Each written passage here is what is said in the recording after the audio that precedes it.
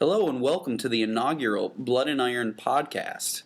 My name is Colin Wilson. And I'm Justin Kompf. And we are the owners of Blood and Iron 315.com, Blood and Iron Fitness.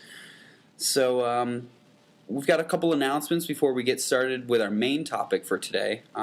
First off is the first annual Strength and Conditioning Symposium. Justin, would you like to talk a little bit about it? Yeah, sure. So a lot of you probably might remember coming to listen to Tony and John speak here. Tony and John who? Tony Gentlecore, John Gaglione. So it was about a year ago that Tony came here, and after that I had the idea of putting on a conference, a full-day conference with multiple speakers. So what we have here is we have 5 speakers. We have Tony Gentlecore returning, John Gaglione returning, and we have Lou Schuler, who is an editor for Men's Health, Cassandra Forsyth, who works at UConn. She's an adjunct professor there. She's a dietitian. She has her own business. And we have Mike Roussel, who's also been known for writing for Men's Health. He's going to be doing a talk about optimized protein intake. So it's a really, really good lineup. If you're an NSCA member, you're going to be getting CEUs for it as well. So I highly recommend, if you haven't done it yet, to register for this event, which is on April 5th in Sperry 105. In, where is it at? It's at SUNY Cortland. SUNY Cortland. Right. What time does this kick off? Well, we're going to start out at around 8. The speakers actually won't be starting until 10:30, but you can come there at 8. We're going to have just a bunch of different things going on. Weather permitting, we'll have some strongman stuff outside. We're going to be having some hands-on stuff that John's going to be presenting, like coaching and teaching the deadlift. We're going to have dartfish, analyzing movements, and Tony Gentlecore is going to be showing everyone how to do Jedi mind tricks, so that's pretty cool. That's been a dream of mine for years, so this is... How much does it cost? Because this is well worth it for the Jedi mind tricks. Students are $40, which normally Jedi mind tricks cost much more. But in reality, I've been telling people that I'm going to a conference and I'm going to be spending about $1,000 for it. So this is a steal, absolute steal, and you don't even have to travel. So is that SUNY Cortland students are $40, or is it any student? Any students are $40. Okay. So, then what about general population? If somebody just heard our podcast and became interested, what would it cost for them to go to this? $8,000. And it's $50. $50. Okay, yeah. So it's $40 for students, $50 for non-students. Yes. So guys, April 5th, it's a Saturday. Mark it in your calendars now. It's not tomorrow, but 2 weeks from tomorrow, right? Correct. Awesome. I believe, whatever the 5th is. Yeah, whatever the 5th is. Yeah. April 5th. You have calendars. Mark it on your calendars. Plan it out now. Make sure you get there because it's going to be a great time. There's a ton of great speakers, and you're going to learn a lot. I know I'm excited for it, so I can't wait. Moving on, the next thing we want to talk about is we are open for sponsorships. So if anybody is interested, if you want to hear your gym name on here, your business name, whatever, we will be open for sponsorships very soon, so we can help you produce commercials to throw in for our podcast. So whatever you guys want to do, just shoot us an email through our website. That is bloodandiron315.com, and we'd be happy to work something out. So with that being said, it's time to get to the meat and potatoes here of the podcast. So our topic today is we want to discuss how to make fitness fun. For fitness enthusiasts, we already enjoy it. It's something that's a passion of ours. Justin and I, we absolutely love fitness. Look at us, we're sitting here making a podcast talking about fitness. But for a lot of people, for a majority of the population right now, fitness is seen as kind of like a boon. It's almost punishment. So, I had a donut this morning, I need to go to the gym now, which is the complete wrong way to look at it. And that's what we want to try to do today. We want to discuss ways from a trainer's perspective that trainers can make it more rewarding and more enjoyable for clients to not only want to go to the gym, but look forward to it. And then for a client to change their perspective, to see it not as a punishment, but as an opportunity. So first off, we're going to start talking from the trainer's perspective. So Justin, what do you think some things trainers can do to start because obviously there's a small sect of people that already enjoy fitness. Mm-hmm. They're the ones coming out already. We don't have to trick them. We don't have to, do anything to get them to come. They're already coming out.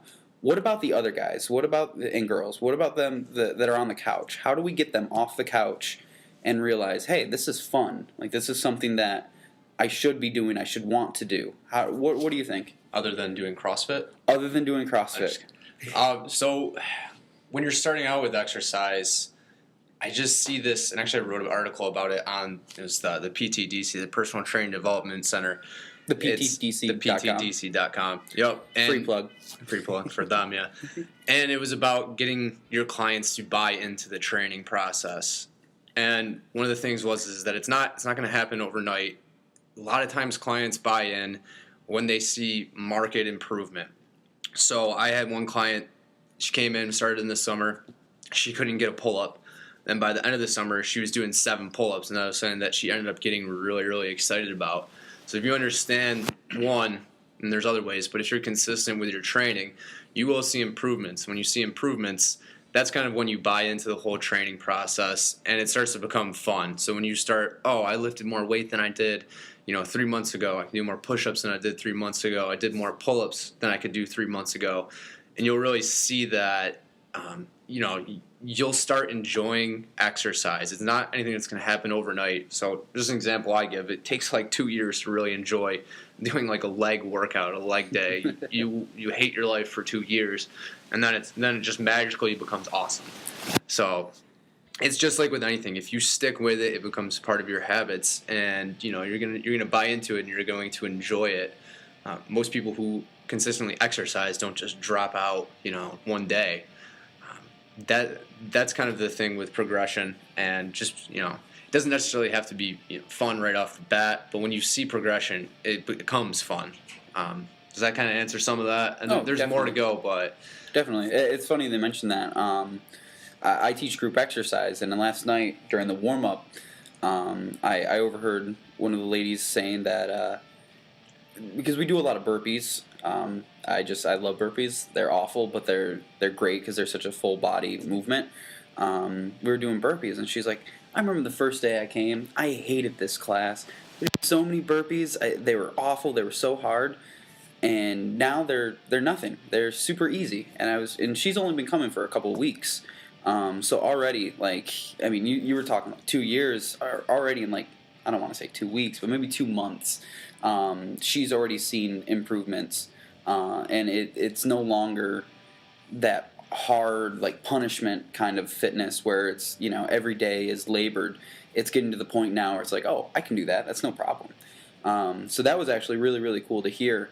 Even though she didn't say it directly to me, I just kind of overheard it.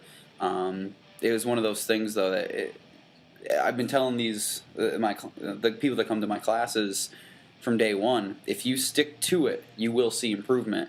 And I think that's another big problem, is that people don't stick to things long enough to see the improvements. They expect these 10-day fasts where instantly you're going to look like Brad Pitt in Achilles. I don't know why that came to mind. Where can I find that? Everywhere. Perfect. Yeah, it's not something that happens overnight, which is a point you brought up. It was just perfect.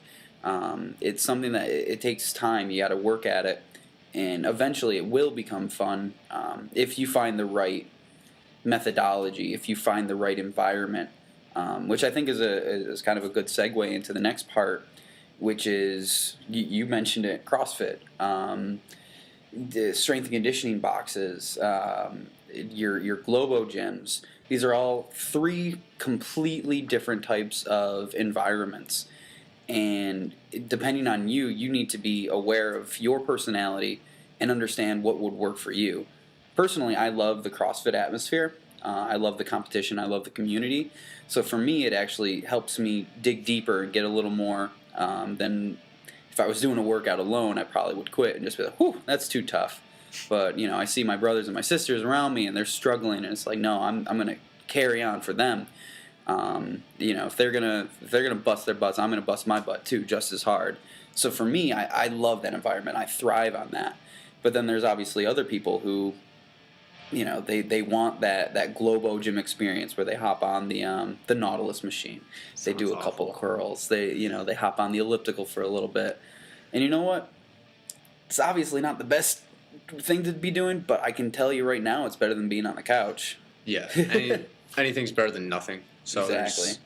you choose the exercise selection that you enjoy the most. It's not that powerlifting is better than anything else, or that CrossFit's better than anything else, or that bodybuilding's better than anything else. It's what gets you to consistently do it and enjoy doing it. I could tell you that most people wouldn't necessarily enjoy doing what I do, Which is? just lifting heavy things off the floor, and that's the gist of it. But I've surrounded myself with a network of people that enjoy doing the same kind of stuff that I do, and we feed off of each other, and we have a team. And actually, we're going to compete in about 5 weeks now. So we'll have a powerlifting meet in 5 weeks.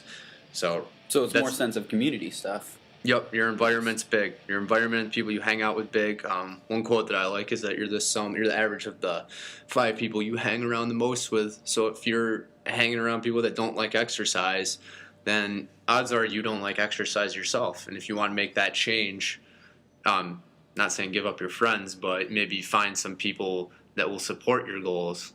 Not everyone's necessarily going to be supportive, unfortunately, but it's true. So. Yeah, no, I like that quote. That's definitely a good quote.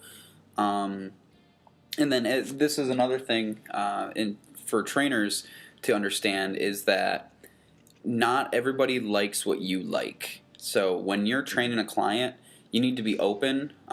So whether it be through research, finding out ulterior methodologies or whatever you're doing, because some people might love circuits, other people might love that CrossFit style. You need to find out what your client likes to make it fun for them. Because if you're doing stuff that your client hates, if your client has knee and ankle problems and you're making them run every day, chances are they're going to hate it. They're going to dread it. It's not something they're going to look forward to. But if you have them doing fun stuff that they look forward to, they're gonna, their perspective is gonna change. So it's huge for the trainer to get to know your clients. That way you can present them with something that's enjoyable, as opposed to, just, oh well, this is the best thing. You should be doing this all day. Just sprints. We're gonna do sprints because that's the best thing ever. I'm older now. I did sprints, my entire young adult life playing soccer. I'm done with sprints. I don't want to do sprints anymore. I like lifting things. That's more fun for me now. So if I hired a personal trainer and all he made me do was sprints, I probably would not look forward to it at all. And I'm somebody who loves fitness. Yeah. Any other things you think from the trainer's perspective? I mean, right now I work with athletes. I have large groups of athletes every single day.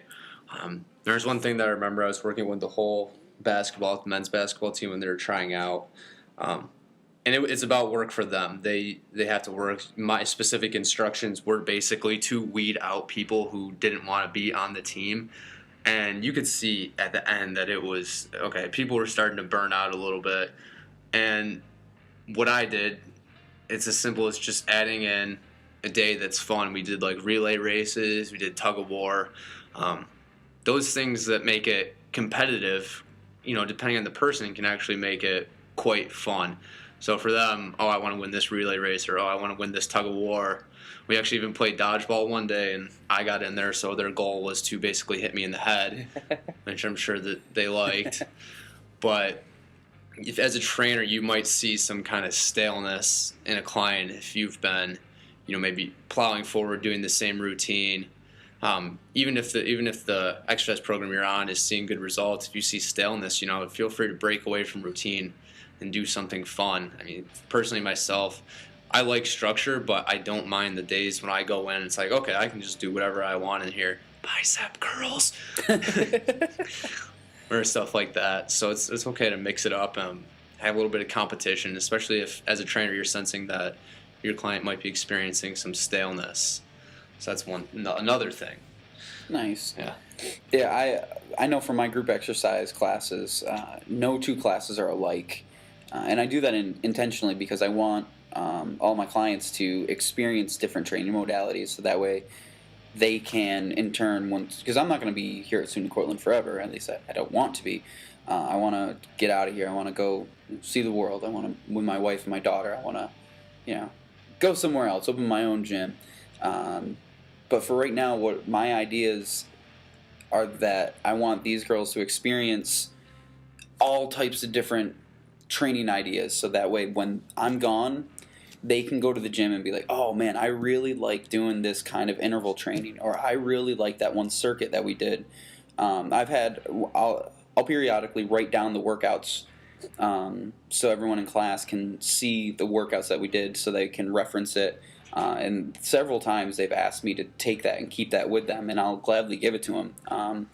I've seen a few times I'll go to the gym, and there's a few of my clients in the group exercise room when it's not being used, and they're chugging away at one of the workouts that we did before because they actually enjoyed it, which is awesome to see, because some of these people are the same ones you see on the elliptical for 45, 60 minutes a day, and they're like, oh, that's good, I'm good.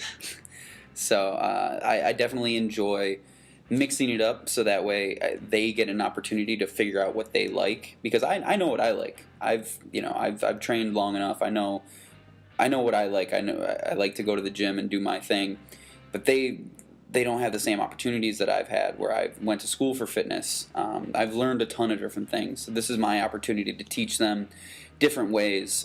So like I said, it's just great to see people finding new things that they didn't even know they could do, new exercises that they didn't even know were out there.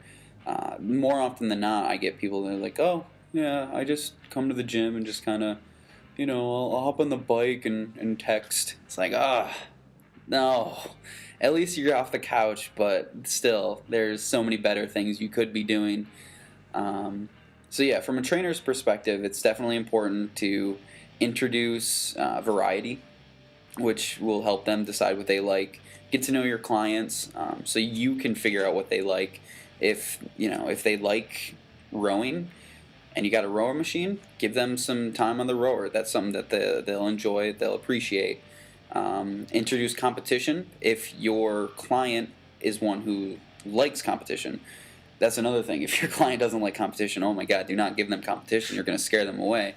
You're going to make them resent you. Competition within themselves, maybe not against somebody, maybe, but you have to think competition as in, am I improving? Right. Yeah. That's a good point. Which is still competition. Right. I lost my train of thought. You were talking about how you didn't want me to chew gum during the podcast. Right. Yeah. No chewing gum during podcast. That's probably rule number one. So anyways, let's move on to from the client's perspective. So if you find yourself one of those people that loathes going to the gym, the idea of putting on those gym shorts, tying up those gym shoes, and going to the gym is just, I don't want to do it. Then this part of this the podcast is for you, because we need to help you turn that idea around, turn that perspective around.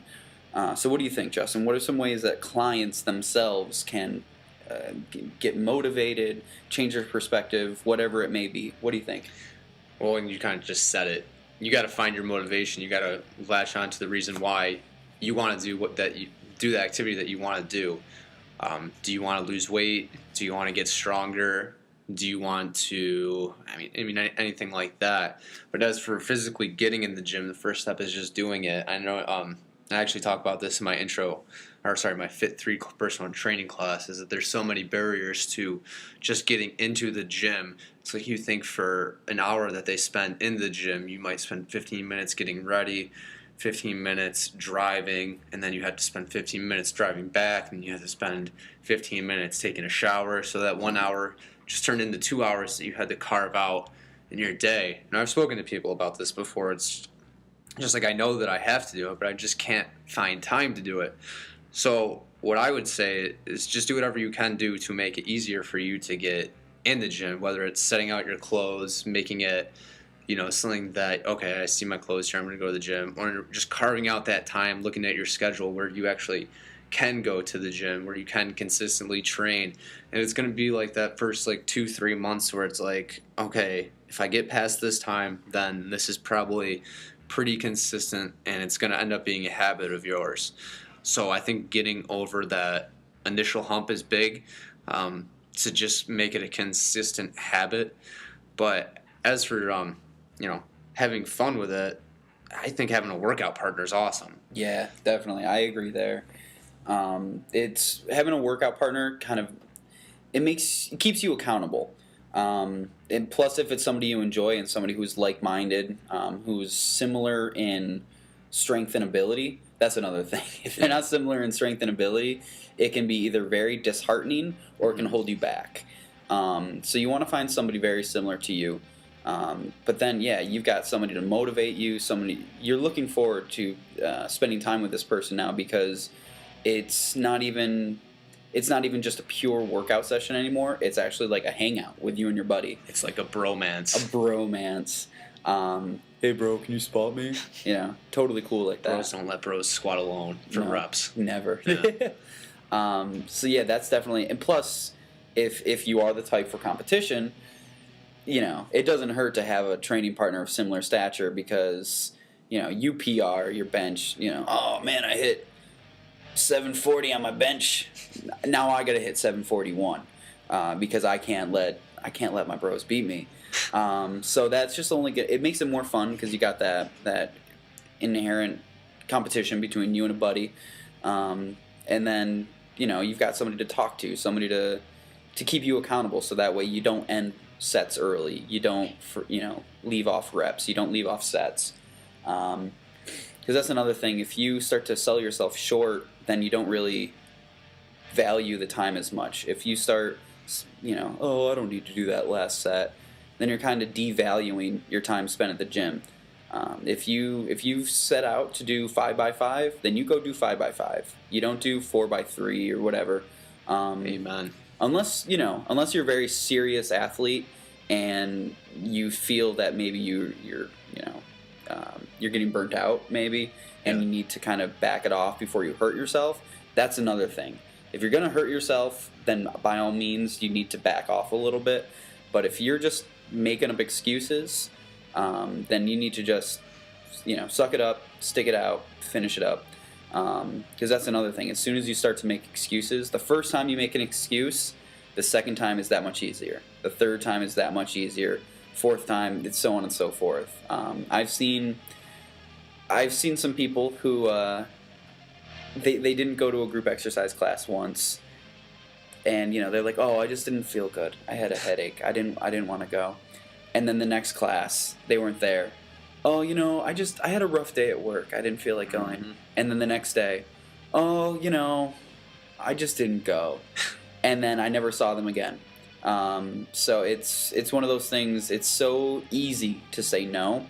It takes a lot of willpower. It takes commitment. It takes motivation to get off the couch, get your butt up, and go. So if you're one of those people that the only thing stopping you from going is just that motivation, then a training partner is a great idea, because they, like I said, holding you accountable. They'll be able to say, hey, fat butt, get off your butt, get to the gym, let's go.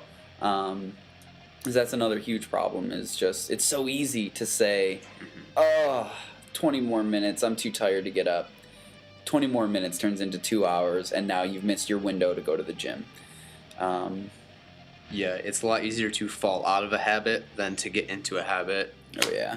Like I was doing jiu-jitsu actually both were. Just doing it for like 3 months straight, and then work got busy, and I didn't have as much time to go. I got sick. And yes, it's just falling apart. I mean, my excuse is that I'm training for a powerlifting meet, and I can't have anyone crank on my neck or my shoulders because they're valuable. But still, it was something that I was enjoying. But then, actually, I had 102.6 degree fever, so I couldn't. Wimp. Well, even when we were going down to Ultimate Athletics, me and some other people, and there's 5 of us, and then it ended up being just me. And then I'm in the class with like all of these people that are way better than me, and I'm like, I hate getting choked out. So that's an example of getting disheartened, right? Because you had ability levels higher than you. I was disheartened. Very disheartened. Yeah. Well, it's on the podcast here, so it kind of makes it like it's like podcast official. Yeah. I'm ready to start grappling again. I'll start grappling again, All right, perfect. but probably after the meet. After the meet, yeah. Yeah. So you heard it here first, folks. We are going to start grappling again. I will buy a cup this time. Yes, please do. Yeah. Yeah, and this is a perfect example of, as myself, putting myself in the client's shoes and Justin in the client's shoes. Grappling is something we both enjoy, and would you say it's a hell of a cardio workout? am gassed. Oh yeah, every single time. It's one of those things where it's a very specific kind of endurance. I know people who can run for days and they grapple for 2 seconds and they're just like tapping out. They're like, okay, I'm tired. That's it. But this is a perfect example of something that's fun. It's enjoyable. It's hard work, but we love it. It's not easy, and maybe that's one of the reasons why we enjoy it, because we our personality types, we enjoy challenges. Which actually is a perfect segue into the next point I wanted to talk about. This actually goes back to the trainer, because I completely forgot to talk about this. So we're going to segue back to the trainer perspective for a moment. I think the verbiage a lot of times in people's classes or people's advertisements, websites, I think sometimes it can be, and I don't want to say deceptive, but give people the wrong idea. So generally, for the most part, there's two types of people. There's people who are afraid to go to the gym, so they see boot camp, hardcore, whatever, all these adjectives, extreme. There's no way they're going to go to that. They don't want to go to that. That's scary. That's hard work. That's like, I just want to lose the tire around my waist. Yeah, Bert. Yeah, okay. So there's no way they're going to that. But then on the flip side, so you can't advertise hardcore, extreme, whatever. But on the flip side, you describe your class or your training philosophy or whatever as fun, lighthearted, and now you lose that hardcore demographic. So the people who want that hard workout aren't going to go because you're too soft. And then on the flip side, the people who don't want to bust their butts in a hardcore environment are going to be scared away. So I think what has to happen is there has to be kind of like a middle ground, which I've actually kind of found with my classes this semester. In the past, my titles for my classes have been, strength and conditioning with Colin Wilson. I don't even remember some of the other ones, but they just scared people. People didn't want to give it a shot. And then this semester, I kind of played it up for the demographic I was going for, which is college students, because that's where I teach. I called it the calorie burner. All of a sudden I have 20, 25, 30 people a class out of nowhere, when before I had 6 to 8 people every class, which, don't get me wrong, I actually prefer the smaller classes, way more individual attention. For me, I think it's more fun because you get to know these people better, so you can identify where they need help, or I think you can do 2 more reps of that. Whereas when you got the big classes, the 20 to 30, it's like, all right, everybody, just do what you can. People fall into the background. Exactly, and I hate that. I hate when people fall into the background. Although a name like that's a solid business idea. The calorie burner? I mean, trademarked. We just trademarked it. I'm actually filling out the paperwork as we speak. Our lawyers here. Can't take it. He's got small hands. It's always sunny. Yes. Yeah. So can we put your hands for the picture, for the website? We're lawyers. We're lawyers. We're lawyers. Anyways. Right. It's a pleasure. There's 3 people that get that. Yeah, all 3 people are laughing hysterically right now. All the other 2 are like, what? So back to, well, actually, did you want to say anything about that? Because I kind of dominated that a little bit. Yeah, you're very dominant. Sorry. That's right. No, I think it's a good business. Dominance. It's a good business idea, but that's not necessarily what we're talking about here. Right. But yeah. But I think that it kind of does go along, though, because if we're scaring people away, we need to. I don't like to use the word trick, but if it's what I have to do to get people off the couch and into my gym, into my group exercise room, so that way they can train, they can work out, and start all it takes is a couple times, and you'll feel the benefits of fitness, of working out. And that's if I got to trick you just once to get you I'm perfectly fine with that. to get you into the gym, so that way you can get a good workout and get those endorphins going and feel good about yourself. Then I'm gonna trick all day. Yes, I will add. It's not necessarily on the fun thing, but it's and you said verbiage, how it changes things with trainers. If you are a trainer and you're addressing your client, and you want them to have long-term success, say with weight loss or a habit change, how you address that's important, because you can say something and it can actually make them resistant to change. So if Colin's like, I want to lose weight, and I said, well, what are you doing? Like, what's your diet like? Well, I'm mostly eating cookies. I'm like, stop it. That's not, why would you do that? Don't you know that, that cookies are bad for you, especially even though they're good and tasty and delicious? And Colin's like, well, you know what? I don't have time to make food all day. Well, what about deep fried Oreos? That's fine. Okay, all right, as long as you want the diabetes. The diabetes. But if you're like, yeah, well, guess what? The other day I hit my wife. She's been dead for 30 years. Who the hell did I hit? What is that from? It's from Family Guy. Oh my god. Oh my, we got to find that clip. That's hilarious. Anywho, yeah, I eat cookies. I don't have time to make food, and I got a baby, and now I'm married, and I have all these family things. Are you talking for me right now? Yeah, I'm talking for you. So he goes, if you attack someone for their habits. Wait, so is this all about me eating cookies? No, this is about this like an intervention? No, I'm interventioning you. We're having an intervention later. But they would go into defense mode and would be less likely to change. Another thing that I could say to make it better would be, okay, so what do you think the biggest thing that is holding you back from weight loss is? And then he would say, well, I should probably be cutting back on the cookies. And then that's a little bit better because he generated the idea rather than me. And I find that works a lot better than telling someone what to do. They tell you what they have to do. That has more to do with, it's not necessarily fun, but it's with a long-term continuation of training. So they kind of take ownership of that idea. They tell you what they have to do. Okay. So everyone knows what they have to do, but it's better if they say it out loud than, you tell them what they have to do. Yeah. Who likes to follow instructions? Oh, no. Honestly. Ugh. It's just the worst. Yeah.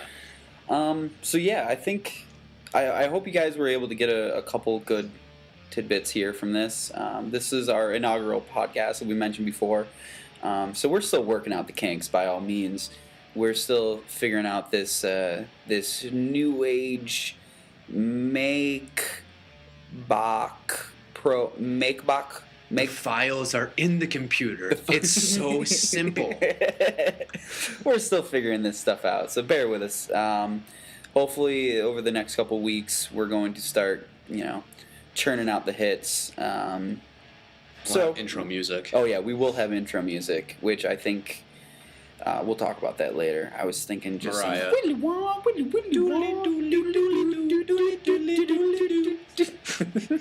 And that's the intro music. You just heard it here.